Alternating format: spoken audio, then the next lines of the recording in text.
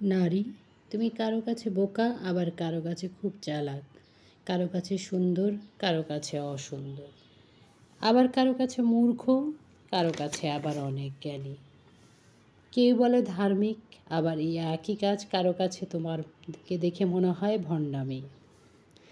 কারো কাছে ঘুম পাড়ানি গান, কারো কাছে ঘুম ভাঙানোর অ্যালার্ম। কেউ ভাবে তোমাকে ভালো, আবার কেউ ভাবে তোমাকে মন্দ। কেউ ভাবে কালো, আবার কেউ ভাবে তোমাকে আলো। কারো কাছে তুমি স্বার্থপর, কারো কাছে তুমি উদার।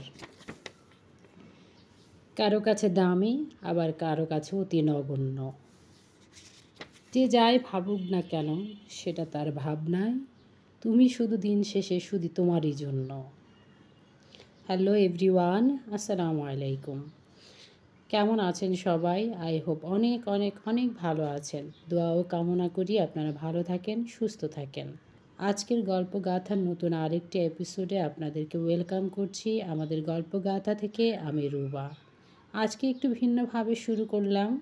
সন্ধ্যা থেকে শুরু করেছিলাম। এটা ছিল বুধবার দিন সন্ধ্যাবেলায়। আমরা হাঁটাহাঁটি করি সন্ধ্যায়, কিছুটা রুটিন করে নিয়ে, যতটুকু পারি সব সামলে নিয়ে। হাঁটতে হাঁটতে আমরা ক্ষুধার্ত হয়ে গিয়েছিলাম, তখন বসে কিছুটা নাস্তা করে নিচ্ছিলাম আর সবাই মিলে গল্প করছিলাম। দুষ্টামি হচ্ছিল, গল্প, হাসি ঠাট্টা, এটাই তো এনার্জি।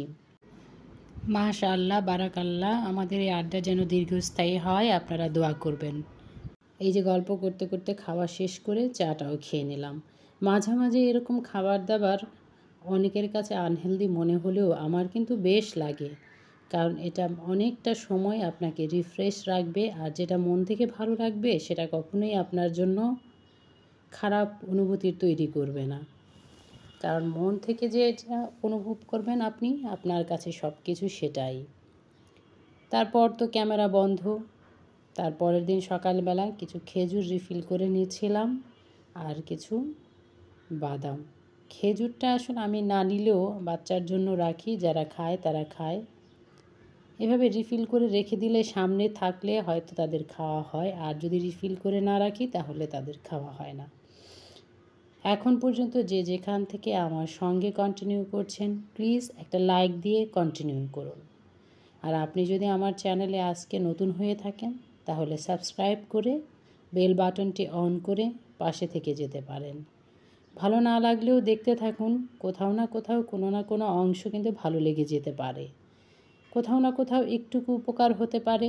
এই যে আখরোট, এই আখরোট কিন্তু আপনি প্রতিদিন 2টো খেতে পারেন। আপনার বয়স যদি 35 থেকে তার বেশি হয়ে থাকে, তাহলে প্রতিদিন 2টো করে আখরোট আপনার খাবারের তালিকায় রেখে দিন, তাও সকালবেলা। এটা আপনাকে অনেক ধরনের উপকার দিবে। আপনি গুগল করে দেখে আসতে পারেন 35+-এর খাবার দাবারের তালিকা, সেখানে আপনি পেয়ে যাবেন এই আখরোট আপনাকে কীভাবে উপকার করবে, কতভাবে উপকার করবে। এই যে বাদাম, এটাও কিন্তু আপনার জন্য উপকারী। খেজুরের তো উপকারিতা আমার বলার প্রয়োজন নেই, এটা সবাই জানে। আমি আর কি বলবো, আমিও তো সবার কাছ থেকে দেখে দেখে শুনে শুনেই শিখেছি। তারপর চলে এসেছিলাম আমার এই এলোমেলো জঙ্গলটাতে। আজকে এলোমেলো জঙ্গল বলছি কারণ সবগুলো গাছকে আমি এক পাশে চাপিয়ে রেখেছি, কিছু কাটছাঁট করব, তাই কাটছাঁটটা আমি পরে করব, আজকে এই মুহূর্তে করতে পারিনি, তাই ভিডিওটাও করিনি ওইভাবে। যেভাবে জঙ্গলের মতো দেখাচ্ছে আমার দেখতে বেশ ভালো লাগছিল, তাই আপনাদের সঙ্গে শেয়ার করে নিলাম। এটা হলো বৃহস্পতিবার দিন সকালবেলা। কিছু মশলা প্রয়োজন ছিল, ড্রাই মশলা, যেমন আমার ধনিয়াটা আমি একাই করে নেই, মানে কিনে এনে শুকিয়ে তারপর নিজেই হালকা করে টেলে গ্রাইন্ডারে গ্রাইন্ড করে নেই।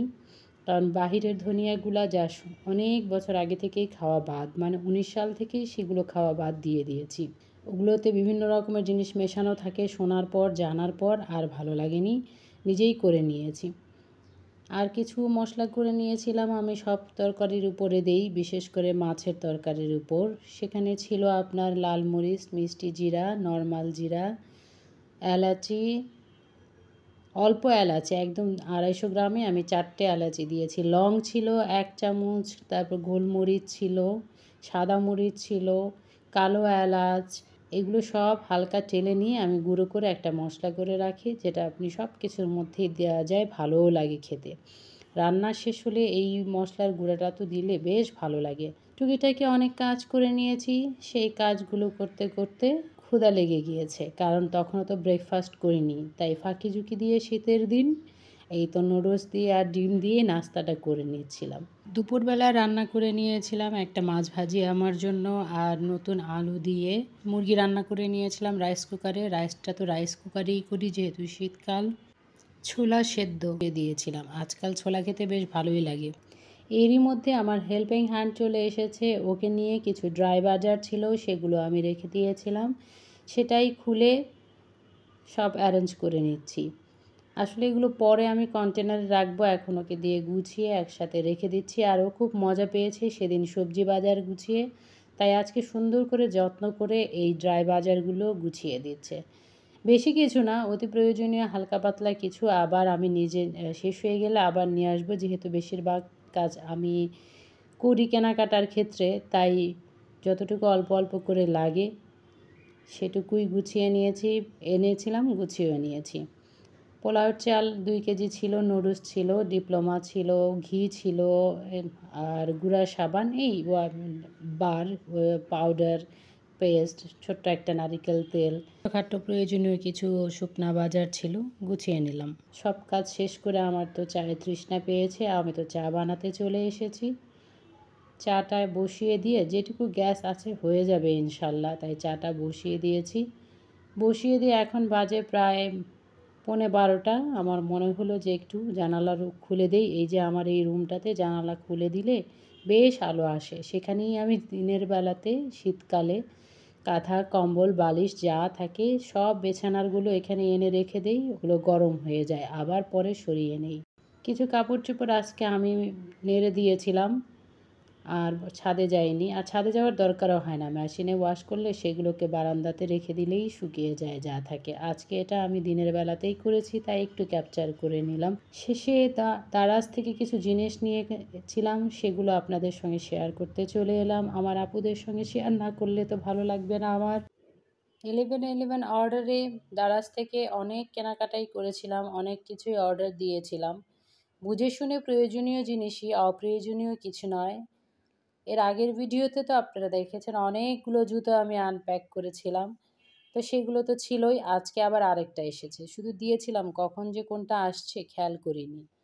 আমি আসলে খুঁজছিলাম, আমার পছন্দের একটা ব্যাগ ছিল ব্ল্যাক কালারের, সেটা এই যে সে ব্যাগটাকে পেয়ে গেলাম। আমি তো বললাম, তখনই আমি ওয়াও বলেছিলাম, কিন্তু সেটা আসলে শোনা যায়নি, কারণ আমি খুব খুশি হয়েছিলাম ব্যাগটা দেখে। অ্যান্ড ব্যাগটা আমি অনেক আগেই, ফার্স্ট অর্ডার আমার এই ব্যাগটা ছিল, কিন্তু ফার্স্টেরটা পরে এসেছে, আর বাকিগুলো কিন্তু চলেই এসেছে। আরও কিছু পেন্ডিং আছে, আশা করছি এর মধ্যে চলে আসবে। ব্যাগটা কিন্তু আমার বেশ ভালো লেগেছে সব মিলিয়ে, যদিও ভাবে আমি বোঝাতে পারছি না, কারণ ক্যামেরাটা যে কখন এইভাবে চলে এসেছে বুঝতেই পারিনি। এতক্ষণ পর্যন্ত ধৈর্য ধরে আমার কিচিরমিচির আর এলোমেলো ব্লগটার সঙ্গে থাকার জন্য আপনাদেরকে অসংখ্য ধন্যবাদ। যারা ছোট ছোট কমেন্টস করে ভালোবেসে আমার পাশে আছেন, তাদের জন্য রইল দোয়া। আল্লাহ আপনাদেরকে সফল করুন, সেই সফলতায় আমরা সবাই একসঙ্গে হাঁটবো, কেউ আগে কেউ পরে। ইনশাআল্লাহ আমার পাশে থাকবেন, আমিও আপনাদের পাশে আছি। ভালোবাসার আপু ভাইয়াদেরকে ভালোবাসা ধন্যবাদ জানিয়ে শেষ করা যাবে না, তাই আমি সব সময় দোয়া করি সবাই ভালো থাকুন, সুস্থ থাকুন। কি কে কোথা থেকে দেখছেন আমি তো জানি না, আমাকে ছোট্ট একটা কমেন্টস করে জানিয়ে দেবেন কে কোথা থেকে দেখছেন।